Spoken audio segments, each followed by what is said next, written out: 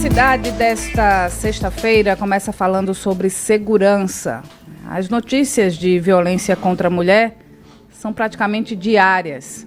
E durante o Agosto Lilás, mês dedicado a falar um pouco mais sobre esse assunto, muitas pautas vêm sendo levantadas para conscientizar as pessoas e diminuir os números, principalmente de feminicídios. Pois é, Renata, a forma como as cidades são planejadas pode contribuir para diminuir em parte esse problema.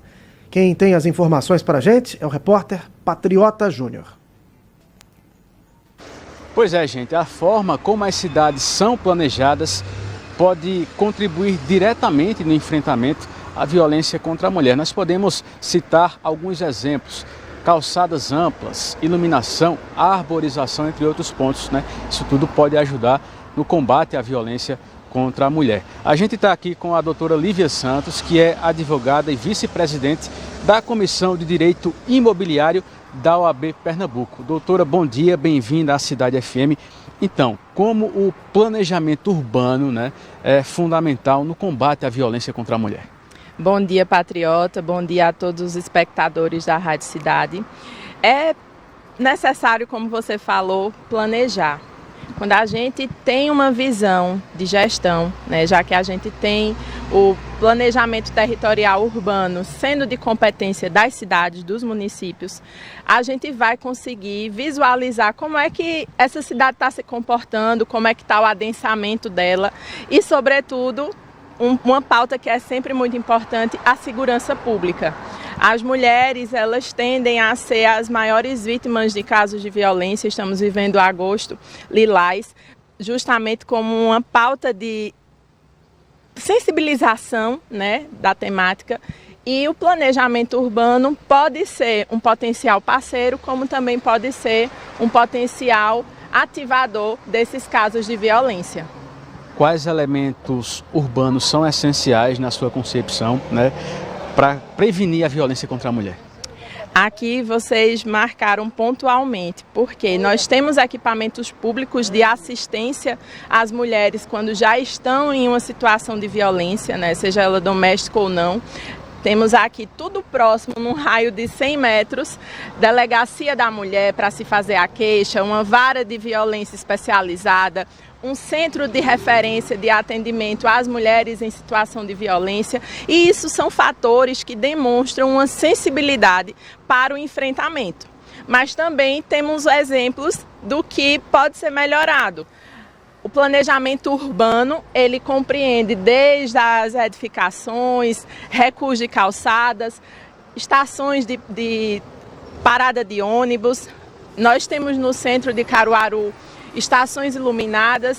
Aqui é um exemplo de algo que pode ser feito para ajudar no enfrentamento, porque essas mulheres, elas vão poder estar transitando nesse ambiente de uma maneira que se sintam seguras, Uma calçada mais ampla vai estar afastando quem está passando na via de eventualmente fazer um assédio, Enfim, alguma situação, até mesmo de furto. Tá passando, vê uma mulher e aí é mais fácil ou não você furtar, você violentar essa mulher. Existe alguma legislação que obrigue o planejamento urbano ou isso varia de município para município? É uma norma, como eu falei no início, municipal. Quem vai delimitar essas características, por exemplo, de fato é o serviço público municipal, e a norma em Caruaru nós já tivemos avanços. Hoje nós temos um plano diretor que regulamenta justamente esses recuos mais amplos de calçada. Em outros municípios a gente já não vê isso.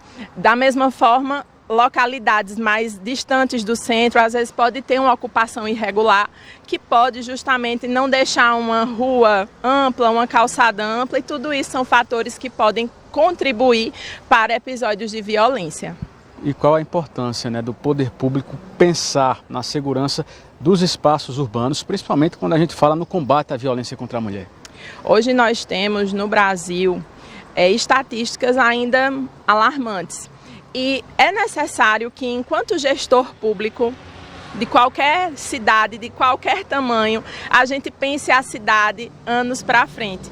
Quando nós falamos de proteção à vulnerabilidade da mulher, nós não estamos falando só delas. Estamos falando de meninas, de crianças, de idosos, de pessoas com alguma deficiência. Enfim, realmente o planejamento urbano é uma pauta que precisa ser enfrentada para que as cidades elas sejam longevas e as pessoas de fato desejem viver ali, né? Eu costumo dizer que a cidade segura é a cidade bem movimentada, é a cidade onde as pessoas estão nas ruas, nas calçadas, promovendo de fato esse senso de segurança coletivo.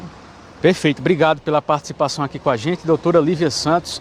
Ela é advogada e vice-presidente da Comissão de Direito Imobiliário da OAB Pernambuco. É um conjunto, né? Faz parte de todos, né? É uma responsabilidade de todos esse enfrentamento à violência contra a mulher, Poder Judiciário, órgãos de segurança, os municípios nesse planejamento urbano que, como a doutora falou, também é eficaz no enfrentamento, né, à violência contra as mulheres. Eu volto com vocês no estúdio. Obrigada, patriota. A gente já falou sobre isso aqui, né, e a doutora Lívia lembrou muito bem. Uma cidade segura é uma cidade viva. A gente tem o exemplo do albergue, né, que as pessoas que estão ao redor do albergue se sentem inseguras, né? Vez ou outra existe um relato. A gente entende, claro, que quem está no albergue não necessariamente tenha passagem pela polícia ou seja um criminoso. Mas algumas práticas vão acontecendo nesse entorno, porque também tem usuários de drogas, tem gente que já teve passagem pela polícia. Então, tem de um tudo dentro de um albergue. E quando um equipamento como esse é instalado em um determinado local, os vizinhos, naturalmente, né, daquele espaço, temem o aumento da violência. E aí a importância de ter um local vivo, a responsabilidade da prefeitura nisso. Porque é um local vivo. É que tenha bem iluminado, né, que tenha uma praça, que tenha atividades, né, que tenha a presença da polícia, da guarda municipal, porque aquele ambiente vai ser frequentado e isso inibe a ação de quem quer fazer alguma coisa ruim. E assim não é diferente em relação à segurança da mulher. Renata, eu entendo as questões estruturais colocadas pela doutora Lívia e acredito até que algumas delas poderiam ser implementadas, mas é importante lembrar que historicamente as nossas cidades não foram pensadas, elas não foram planejadas. E planejá-las agora, algumas coisas a gente pode executar, outras é preciso intervenções de uma proporção maior, que talvez demore muito tempo e isso não vai trazer a resposta imediata necessária. Agora, o que for possível, é claro que tem que ser feito, e algo que é essencial a ser feito é um processo de conscientização. A gente tem que construir uma cultura coletiva de segurança para a mulher. De fato, o Brasil é um país em que a mulher está sempre em situação de vulnerabilidade. É um dos países mais difíceis para ser mulher no mundo. Então, é preciso que a gente construa uma cultura coletiva de respeito, para que as pessoas possam, ainda que passando por uma calçada estreita, como foi o caso levantado de uma das intervenções possíveis, ainda que passando numa calçada estreita, respeite o corpo e a liberdade de trânsito das mulheres. Então, isso precisa ser construído. É uma força-tarefa, né, Vitor? E é algo que você constrói nas escolas, você constrói através de campanhas, você constrói na prática diária de conscientização das pessoas. Dentro de casa, para que as mulheres cada vez mais possam se sentir seguras e livres para viver a cidade, né, tranquilamente. 7h18.